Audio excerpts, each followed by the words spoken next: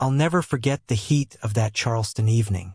The Grant estate stood like a monument to old Southern wealth, lanterns glowing along the driveway, magnolia trees swaying gently in the breeze. From the outside, it looked like a scene of elegance and unity. But I had lived around the Grants long enough to know better. Behind every smile, there were whispers. Behind every laugh, there were teeth. Before I go any further, I want to ask you, please like, share, and make sure you subscribe. Stories like mine are hard to tell, but the truth deserves to be heard. I wasn't a Grant by blood. I was Alex Johnson, Harold Grant's godson, raised almost like one of his own. I had spent years in that mansion, eating at that long mahogany table, learning how to read the sharp edge hidden in every word that family tossed around. To outsiders, I was one of them. To the Grants, I was always close, but never truly inside the circle. That night, the house was alive with chatter. The chandelier above us blazed like a captured sun, its light dancing across polished floors and crystal glasses. Servants moved quietly, refilling wine and laying out platters of shrimp and roasted lamb. It was the kind of dinner designed to impress, and Harold Grant loved nothing more than reminding Charleston society just how much power his family still carried. I sat near the far end of the long dining table, close enough to see everyone but far enough to be overlooked. From there, I watched the performance unfold. At the head of the table sat Harold himself, the patriarch. He was a man worn down by years, leaning hard on his cane, his body weaker than it used to be. But those eyes, those sharp, unforgiving eyes, still carried the weight of command. I'd grown up fearing that look, and even now, as a grown man, I couldn't quite shake it. Beside him sat Margaret, his second wife, wrapped in pearls and a smile so carefully constructed it never seemed to move. She was always calculating, always tallying what belonged to her. If Harold was the iron, Margaret was the silk, but I knew better than to underestimate her. Across from them were Harold's two sons, Daniel and Michael. Daniel, the eldest, was the kind of man everyone in Charleston praised. A brilliant surgeon, well-spoken, generous to charities. He had the clean, calm air of a man who carried himself with discipline. But to me, Daniel was a mystery. He lived so much of his life in operating rooms and lecture halls that it was hard to know where the man ended and the reputation began. Michael, on the other hand, couldn't have been more different. Reckless, charming, the kind of man who gambled with money, with women, with anything he could. He was dressed sharp that night, his laughter booming across the table. But there was something dangerous about him, like a man who believed the world owed him its risks and rewards. And then there was Melissa, Michael's wife. She was beautiful in a way that could cut a man open. Dressed in green silk that clung to her frame, she played the part of the elegant hostess, laughing at the right moments, touching Michael's arm just enough to look affectionate. But I'd seen the flicker in her eyes before, the cold calculation behind her charm. From my seat, I watched them all the way I always did. The Grants liked to believe they were masters of subtlety, but I had learned to see through the cracks. That night, those cracks were wide open. Margaret leaned toward Daniel, her voice sweet enough to rot fruit. "Daniel, darling, do be careful not to work yourself into an early grave. The family needs you to think of the future." Daniel's smile was polite but strained. "The future is shaped by what we do today."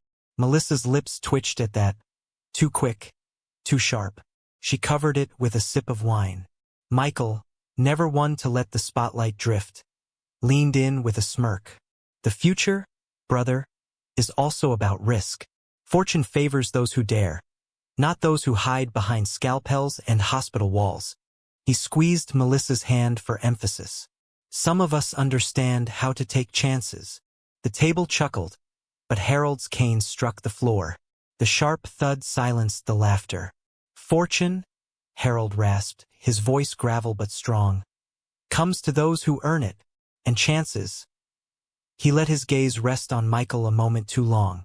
"Chances have consequences." The words hung heavy, and for a moment nobody spoke. Then conversation picked up again, though quieter, more measured. I sat still, sipping from my glass, pretending not to listen while I listened to everything. This family had a way of making every dinner feel like a battlefield, and tonight the air was thicker than usual. And then I saw it.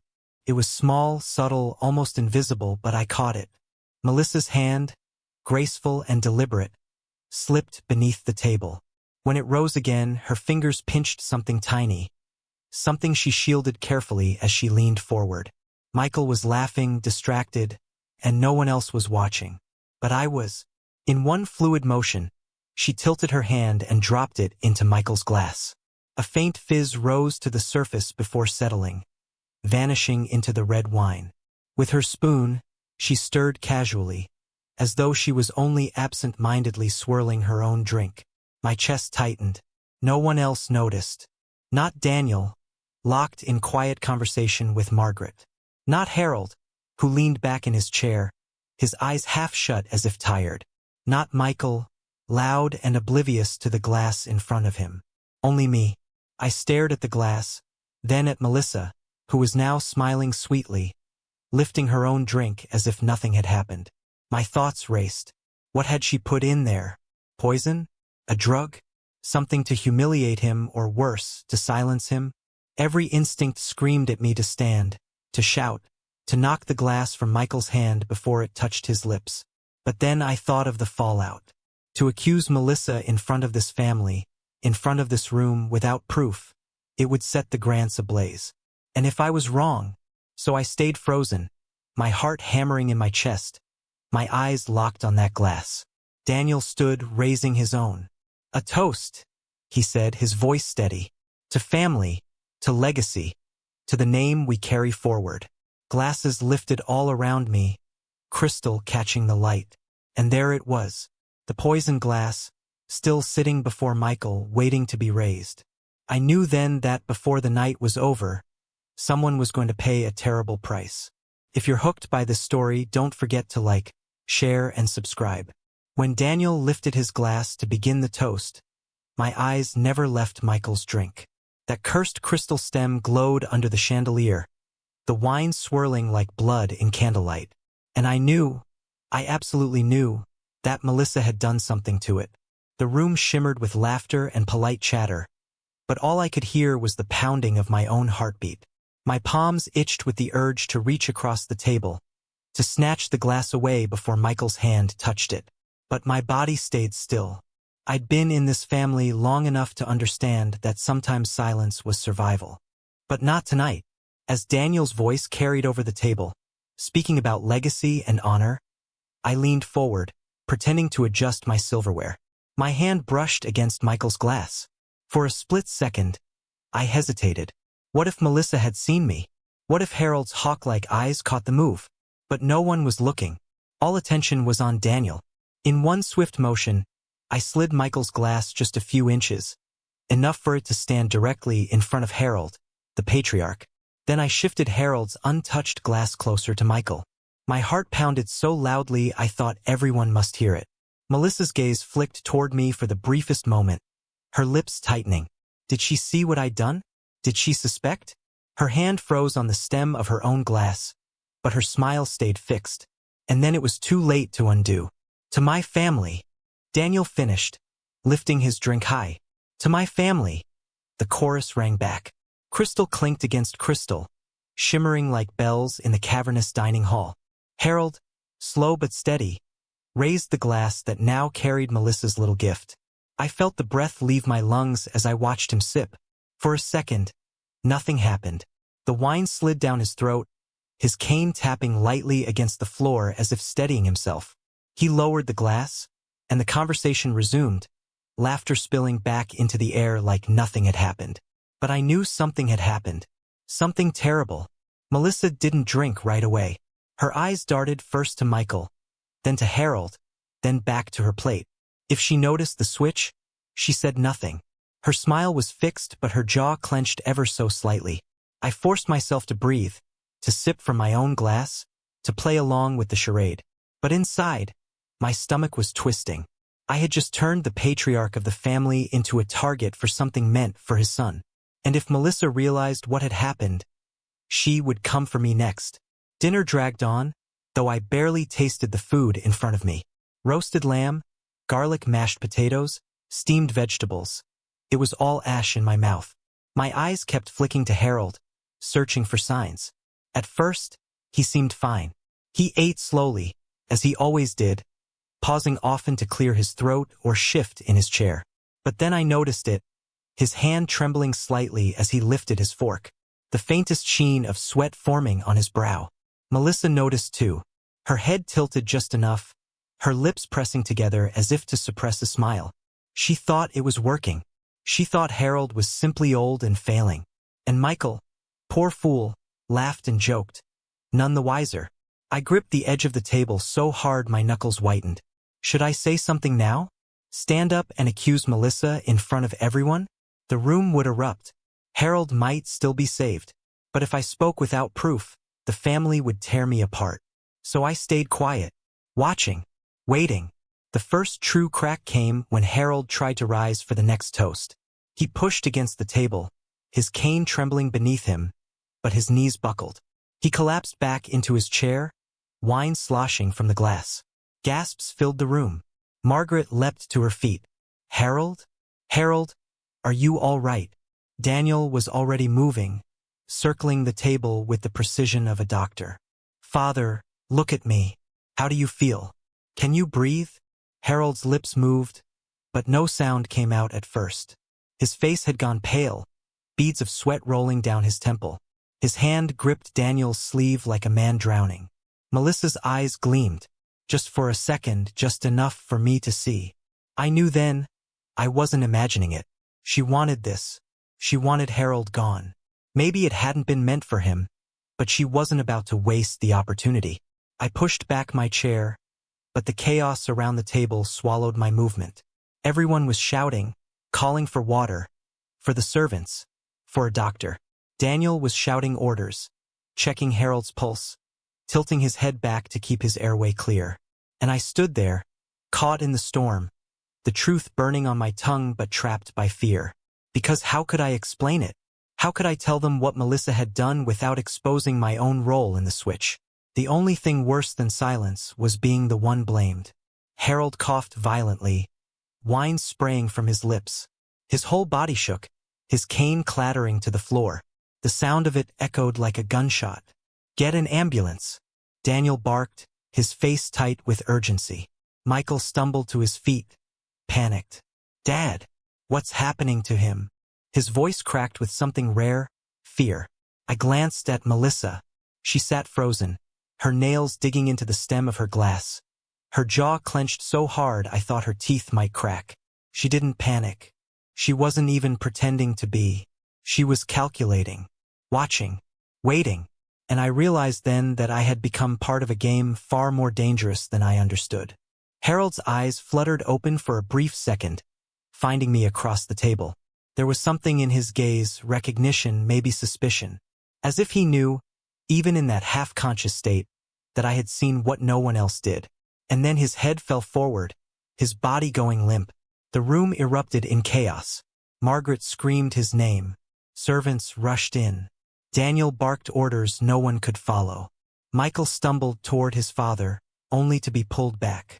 The entire Grant family fractured into panic. And I just stood there, my secret locked in my chest like a ticking bomb. Melissa's plan had gone wrong.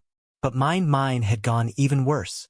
Because now, whatever poison she had slipped into that glass, it was in Harold, and I was the only one who knew the truth. If you're gripped by this story, don't forget to like, share, and subscribe. The ambulance sirens still echoed in my ears long after the paramedics wheeled Harold out of the dining hall. His cane remained behind, lying abandoned on the marble floor like a relic of authority stripped away. The family had scattered into tight circles of whispers and frantic phone calls, but I stayed where I was, half in shadow, half in shock, because I knew what they didn't. It wasn't Harold's age. It wasn't just a weakness. It was poison, and I'd let him drink it. Melissa slipped out of the room before anyone noticed. No one stopped her. No one questioned her absence. She always knew when to vanish, how to avoid being in the wrong place at the wrong time. That was her talent, her curse. I wanted to follow her, to corner her, demand answers, tear the truth out of her. But my legs refused to move. Every step would make me visible. Every movement might draw suspicion. So I sat in silence, watching as Daniel tried to control the room. Everyone calmed down. His voice cut through the hysteria like a blade. The doctors will handle it. No one panicked. Father is strong. He'll fight. His words rang with conviction, but his hands shook as he poured himself another drink. Michael, pale and wide-eyed, sat slumped in his chair. He kept repeating the same words like a mantra. He was fine. He was fine a moment ago. He was fine. Margaret, rigid as stone, stood near the door, her lips moving in silent prayer. And me? I just kept replaying the moment of the switch in my mind, over and over, like a crime caught on loop. By the time we all reconvened in the study, the air had changed. Laughter was gone, replaced by something heavy, unspoken. Every portrait on the walls, the generations of Grants glaring down from their gilded frames, seemed to watch with judgment. Daniel sat at Father's desk, a position that didn't yet belong to him, but no one challenged it. Michael hovered near the window, restless, chain-smoking though he'd quit years ago. Margaret paced the carpet with quiet steps. And Melissa? She had reappeared, calm and collected, as if she had simply gone to refresh her lipstick. Her composure was unnerving. No one mentioned her absence. Father is stable, Daniel announced after getting off the phone. He's unconscious, but the doctors say he's being monitored closely.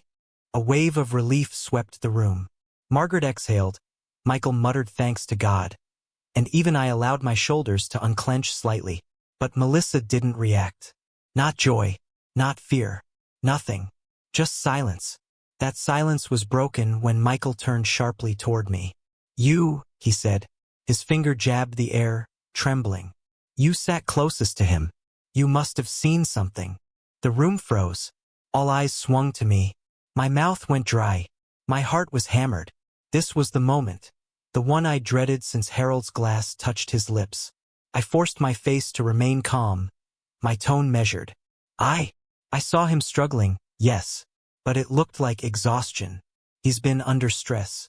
That's all. Michael narrowed his eyes. Stress doesn't make a man collapse like that. Michael, Daniel warned, his tone clipped. Don't turn this into a witch hunt.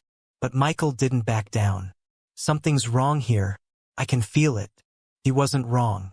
But if I admitted what I knew about Melissa, about the switch, I wouldn't just be exposing her. I'd be condemning myself. So I said nothing. Later, when the others drifted off, I lingered in the hall outside the study. That's when I heard them, Daniel and Melissa, voices low like conspirators. You should have kept calm, Daniel hissed. The way you vanished, it raised questions. Melissa's voice was smooth, venomous.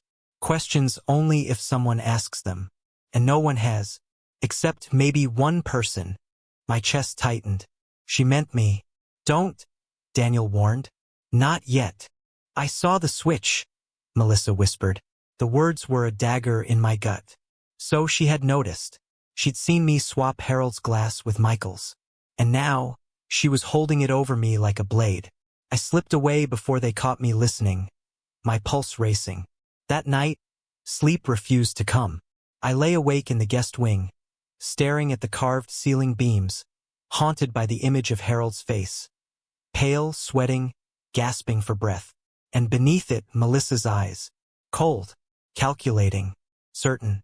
She knew I'd interfered, and she wouldn't stay silent forever.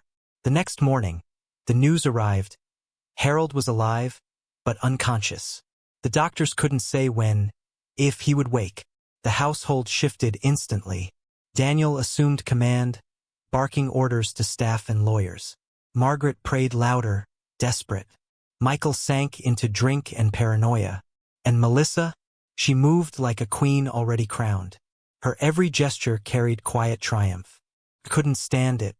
I found her alone in the conservatory, sunlight filtering through glass walls, orchids blooming in neat rows.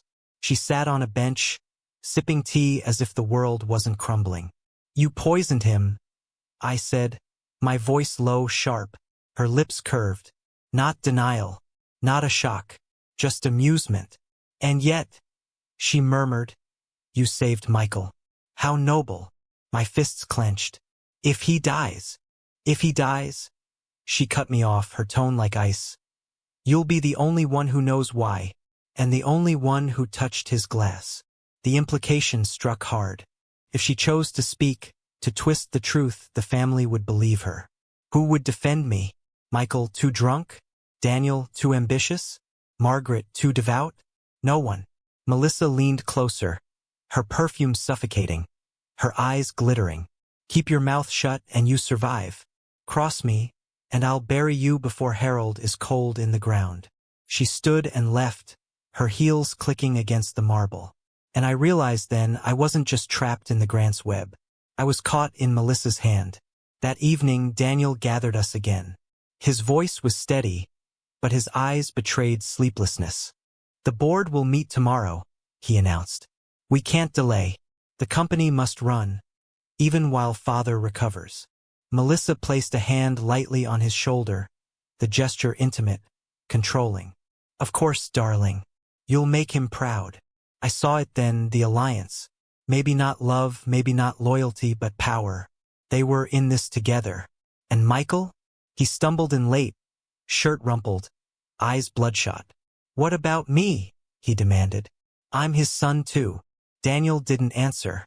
Melissa didn't even look at him. And me? I stayed silent, my secret festering, my conscience rotting. Because the truth was clear now. Harold had been betrayed, and I had become the unwilling keeper of that betrayal. But for how long? You see, children, some stories don't belong to the daylight. They sit in the dark corners of our hearts, waiting patient as old stones, for the hour when we finally gather the courage to set them free. I held this one for a lifetime. Why? Because truth is heavier than silence, and I was not ready to bear the weight of its echoes. But tonight, as my hands tremble and the years grow quieter, I know the time has come. The secrets I once chained now ask to breathe, and in speaking them I too learn to breathe again. We are all survivors of something: betrayal, loss, mistakes, regrets. Some wounds never close, yet they teach us how to walk differently, softer, more aware of the fragile beauty in every passing day. Legacy is not the wealth we leave behind, nor the names carved into stone. Legacy is memory. Stories whispered into the ears of the next generation. Stories that teach them how not to stumble where we once fell. If you are listening now, if my words found their way into your night, then know this: you are stronger than your scars. You are not alone in your shadows. And tomorrow, no matter how broken today feels, carries its own kind of dawn. So, if my story touched you, even for a moment, I ask with the gentleness of an old man, leave a like, share it so another weary soul may find it, and subscribe if you wish to walk with me a little further. Your presence here is not small. It is my proof that silence does not win. As for me, well, I was Alex once. The boy who watched, the man who carried secrets, the witness who became the keeper. But tonight, I lay that name down, like a coat too heavy for these shoulders. And I rise in another truth, not as the one who hid, but as the one who finally spoke. So let this be my farewell, my offering, my rebirth. For every ending is a seed, and every seed is a promise of tomorrow. Good night, and thank you for listening.